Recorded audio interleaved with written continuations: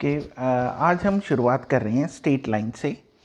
Straight line की जो शुरुआत है, स्ट्रेट लाइन या हम इसको बोलेंगे कि टू डायमेंशनल ज्योमेट्री है ये हमारी। Two dimensional geometry. इसमें जो हमारे पास फर्स्ट जो फॉर्मूला है, बेसिक फॉर्मूला से शुरू करते हैं। डिस्टेंस फॉर्मूला कि distance between the two point, हमारे पास मान लीजिए ए और बी कोई दो पॉइंट है, तो उनके बीच का डिस्टेंस क्या होगा, x2 minus x1 whole square plus y2 minus y1 whole square. Very basic से कि ए के कोऑर्डिनेट है हमारे पास x1 y1 and B point के कोऑर्डिनेट है x2 y2। तो डिस्टेंस फॉर्मूले से हम ये शुरुआत करें। उसके बाद है हमारे पास सेक्शन फॉर्मूला। सेक्शन फॉर्मूला में हमारे पास दो तरह की डिवीज़न आती है कि अगर मान लीजिए कोई ए के कोऑर्डिनेट है x1 y1, बी के कोऑर्डिनेट है हमारे पास x2 y2 और उसे कोई p of x y point m ratio n में डिवाइड कर रहा है, तो हमारे पास x की वैल्यू क्या आएगी, m x2 plus n x1 upon m plus n, और y कोऑर्डिनेट की वैल्यू क्या आएगी, m y2 plus n y1 upon m plus n। ये है हमारे पास सेक्शन फार्मूला। ठीक है जी। पहला था डिस्टेंस फार्मूला, सेक्शन फार्मूला, ये इंटरनल डिवीज़न आ गई।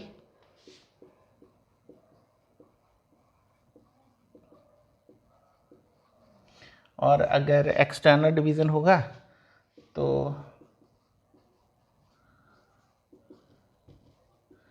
एक्सटर्नल डिवीज़न में हमारे पास जो फार्मूला है वो चेंज हो जाता है, वो यहाँ पे माइनस साइन आ जाता है, m x2 minus n x1 upon m minus n, और y का m y2 minus n y1 upon m minus n।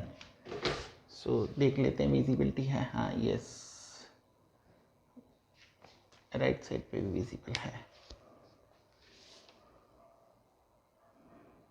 Okay ठीक है जी। ये हमारे पास है distance formula, section formula, external division, internal division. Direct ही कर रहा हूँ ये सारा का सारा कॉन्सेप्ट। पहले बेसिक सीख लेते हैं और उसके बाद हम MCQs करेंगे सीधे ही। Area of triangle, area of triangle when हमारे पास a x1 y1, b x2 y2 and c x3 y3 ये वर्टिसेस गिवन हो, एरिया ऑफ ट्रायंगल। ठीक है जी। हमारे पास ये फार्मूले हैं, एक तो ये 1/2, अगर हम डिटर्मिनेंट की तरह निकाले x1 y1, x2 y2, x3 y3 और साथ में 1 1 1 लग जाता है। एक फार्मूला ये है। अगर ये नहीं लगाना चाहते तो एक ये फार्मूला है 1/2 x1 y1, x2 y2, x3 y3 और फिर x1 y1 का मॉड। ठीक है, इसको इसके साथ मल्टीप्लाई, माइनस, नीचे से ऊपर जाना है तो माइनस होना है मल्टीप्लाई। ठीक है जी, x3 y1 minus x1 y1। और एक बेसिक हम 10th में पढ़ते ही हैं 1/2 x1 y2 minus y3 plus x2 y3 minus y1 plus x3 y1 minus y2। ये ठीक है, ये सारे के सारे क्या है, एरिया ऑफ ट्रायंगल फॉर्म करने के। ठीक है जी, या ये वाला फार्मूला लर्न कर ले, ये कर ले, ये कर ले। और एक और है हमारे पास एरिया ऑफ ट्रायंगल, उसको भी लिख रहा हूँ।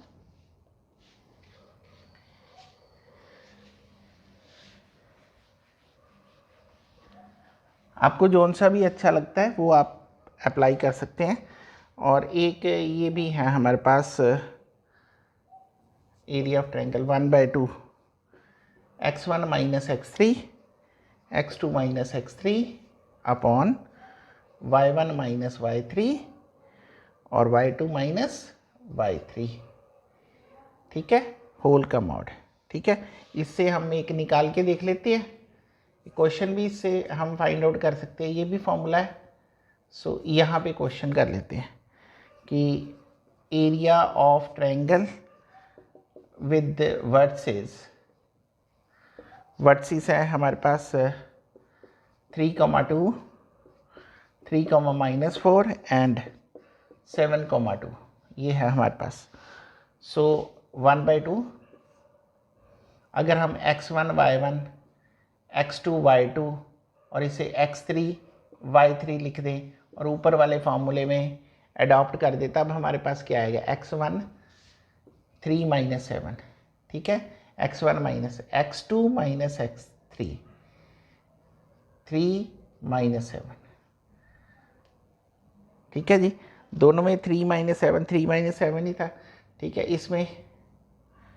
इसमें क्या है 2 - 2 2 - 2, ठीक है, y1 माइनस y3, फिर y2 माइनस y3 y2 -4 -2, ठीक है जी।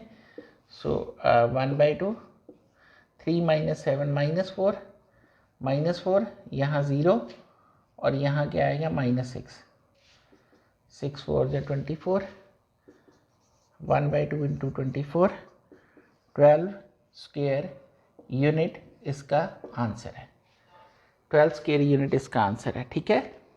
सो आप जिस मर्जी तरीके से इसको एरिया ऑफ ट्रायंगल जो है वो फाइंड आउट कर सकते हैं, ठीक है। सो ये मैंने आपको 3 क्या 4 तरह के मेथड्स बता दिए कि एरिया ऑफ ट्रायंगल किस तरह से हम फाइंड आउट कर सकते हैं, ठीक है जी। सो नेक्स्ट अभी करते हैं, अगर हमने शो करना है कि points are collinear, if we want to show that, number 1 कहता है कि 3 points A B C are collinear if area of triangle is equal to 0 or AB plus BC is equal to AC के equal, AB plus BC is equal to AC के equal, ठीक है जी। और फिर हमारे पास एरिया ऑफ क्वाड्रिलेटर है, area of quadrilateral with vertices हमें क्या है, A है x1, y1, B है हमारे पास x2, y2, C है हमारे पास x3, y3 और D है हमारे पास x4, y4s, ठीक है जी। इसका मेथड तो लेंथी होता है, 1/2 ऑफ ये x1 y1 x2 y2 का x2 y2 x3 y3 plus x3 y3 x4 y4 plus x4 y4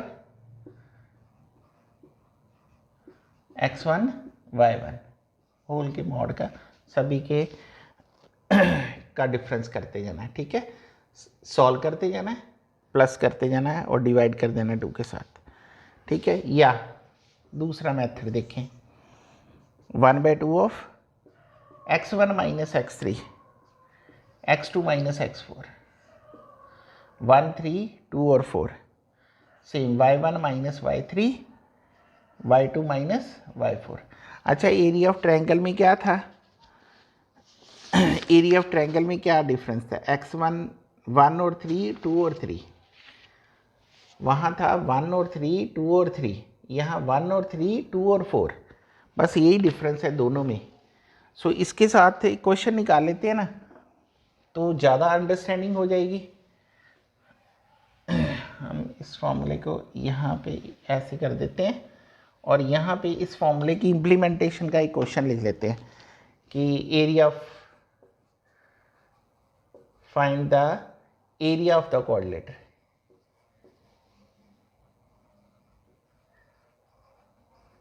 quadrilateral. ये वर्टिसेस हमें गिवन है A2 - 1 बी है हमारे पास 4 3, सी है -1, 2 और डी हमारे पास है -3, -2 इज। सो एरिया 1/2 तो आना ही आना है। x1 y1 x2 y2 x3 y3 x4 y4, बस ये है। ठीक है जी, x1 x3 का डिफरेंस 2 + 1, x2 और x4, x2 ये है माइनस x4 कितना है, माइनस माइनस प्लस हो गया, 4 और 3 7 आ गया, y1 -1, y3 -2, y2 3 और y4 +2। बस जी सॉल्व हो गया ये। 3 5 = 15, 15 7 7 21 + 21, 1/2 इंटू 36 आ जाएगा, 36 और 18 स्क्वायर यूनिट आ जाएगा। इसका आंसर क्या आएगा, एरिया ऑफ द क्वाड्रिलेटर हमारे पास 18 स्क्वायर यूनिट बनेगा। क्या बनेगा, 18 स्क्वायर यूनिट।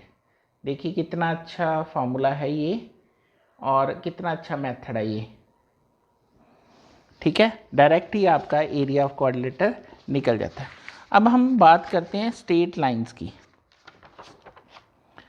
ठीक है जी, कि जनरल इक्वेशन ऑफ, जो हमारा मेन है टॉपिक का नाम स्ट्रेट लाइन है, बट उसमें ये भी बोल रखा है कि फर्स्ट जो है कि फर्स्ट वाली फॉर्म कहाँ से शुरू होती है। ठीक है, सो फर्स्ट वाले फॉर्मूले भी इंक्लूडेड है हमारे सिलेबस में।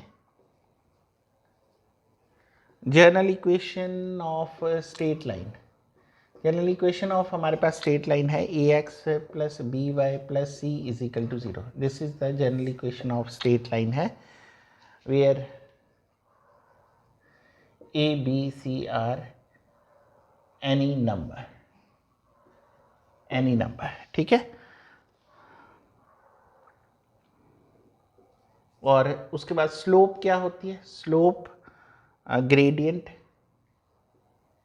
ग्रेडियंट वर्ड यूज करते हैं ऑफलाइन। ठीक है, स्लोप और ग्रेडियंट क्या है कि लाइन में कोई भी लाइन एंगल बनाती है, ठीक है, with the positive direction of x axis, और वो एंगल होता है tan थीटा। ठीक है जी, यहां लिख भी सकते हैं line makes angle theta with positive direction of x axis. ठीक है जी, ये स्लोप और ग्रेडियंट होते हैं। और थर्ड है equation of x axis. X axis की इक्वेशन क्या है, y = 0, और इक्वेशन ऑफ y एक्सिस हमारे पास क्या है, x = 0। ठीक है जी, उसके बाद number 4, slope of line parallel to x axis, वो क्या होगी, 0। क्वेश्चन बनता है यहां से एक कि slope of line parallel to x axis क्या होती है, 0। और ये a है, ये b है कि slope of line parallel to y axis, ये क्या है, undefined. Slope of a line parallel to y axis, ये हमारे पास क्या होता है, अनडिफाइंड, इसे हम डिफाइन नहीं कर सकते। ठीक है, इसे हम अनडिफाइंड कहते हैं। अच्छा, एक हम थोड़ा सा लाइन के बारे में, स्लोप के ऊपर डिपेंडेंट एक छोटा सा क्वेश्चन है कि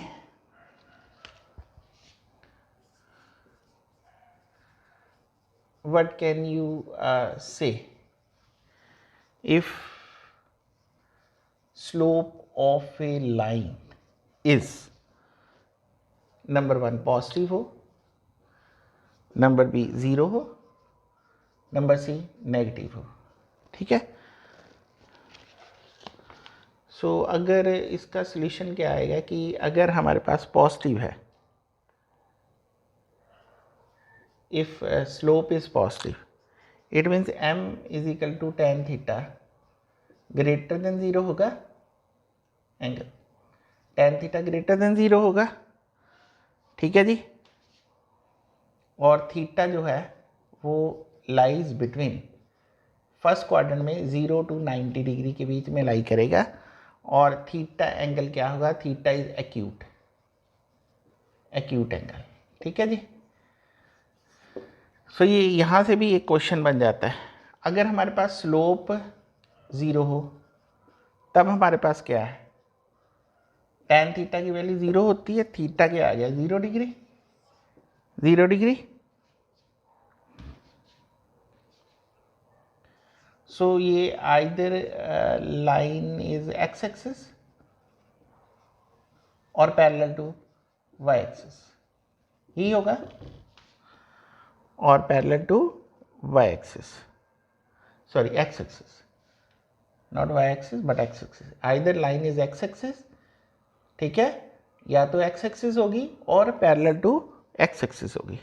और नंबर थर्ड, अगर स्लोप हमारे पास नेगेटिव है, अगर स्लोप नेगेटिव है तब हम क्या बोलेंगे, तब हम बोलेंगे कि m is equal to tan theta वो लेस देन 0 है। सो जो थीटा है वो lies between 90 degree to 180, 90 to 180 के बीच में लाई करता है, और थीटा इज ऑब्ट्यूज एंगल।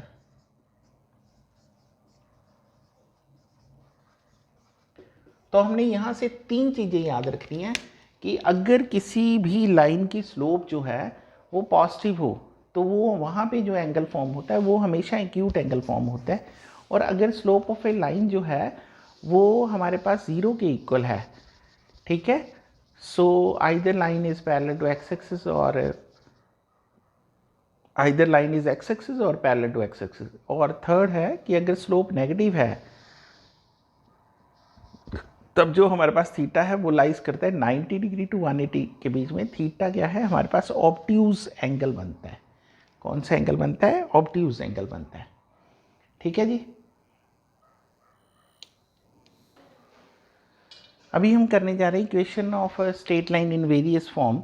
सो सबसे पहले स्लोप इंटरसेप्ट फॉर्म आती है कि equation of slope m and intercept cy is equal to mx plus c। दूसरे फॉर्म 1 पॉइंट फॉर्म है, 1 पॉइंट फॉर्म, 1 पॉइंट फॉर्म में हमारे पास क्या equation of straight line passing through 1 point y minus y1 is equal to m x minus x1, अगर हमें slope m given हो साथ में, ठीक है। और 2 पॉइंट फॉर्म में equation of straight line passing through 2 point, एक पॉइंट होगा x1 y1 और दूसरा पॉइंट होगा x2 y2। सो हमारे पास y माइनस y1, अब स्लोप जो है वो y2 minus y1 upon x2 minus x1 बन जाएगी, साथ में x माइनस x1, ये हमारे पास इक्वेशन, ठीक है जी। उसके बाद है हमारे पास इंटरसेप्ट फॉर्म।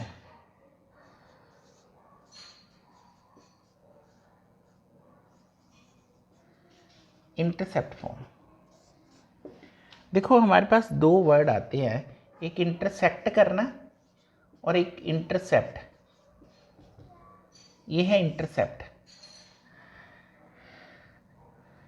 ये ऐसे ऐसे x y, ठीक है। यहाँ तक का जो डिस्टेंस होता है a और यहाँ b, ठीक है। x upon a plus y upon b, sorry x upon a plus y upon b is equal to 1, ठीक है। सो ये हमारे पास स्लोप क्या है, इंटरसेप्ट फॉर्म। मैं पूछ रहा था कि इंटरसेक्ट करना या इंटरसेप्ट में क्या डिफरेंस होता है। दोनों का मतलब काटना होता है, बट इंटरसेक्ट का मतलब होता है 2 प्रॉपर बराबर हिस्सों में काटना को इंटरसेक्ट बोलते हैं, और इंटरसेप्ट मतलब कहीं से भी काट जाए। और उसके बाद और भी 2 फॉर्म्स होती हैं, नॉर्मल फॉर्म और पैरामेट्रिक फॉर्म।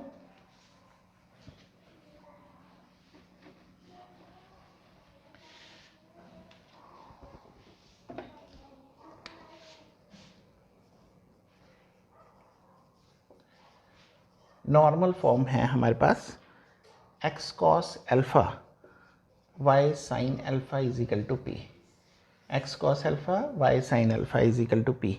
और उसके बाद है हमारे पास parametric form. Parametric form, parametric form में हमारे पास x minus x1 upon cos theta, y minus y1 upon sine theta is equal to r। ठीक है, ये हमारे पास एक नॉर्मल फॉर्म और पैरामीट्रिक फॉर्म है। ये हमारे पास बेसिक कॉन्सेप्ट हैं स्ट्रेट लाइन के। बाकी जो है वो हम नेक्स्ट क्लिप में करेंगे MCQ सारे के सारे, और कुछ शॉर्ट ट्रिक्स के साथ करेंगे MCQs। ठीक है, कुछ शॉर्ट ट्रिक से करेंगे और बाकी जो मेथड्स के साथ हैं वो मेथड के साथ करेंगे। ठीक है, टिल देन बाय।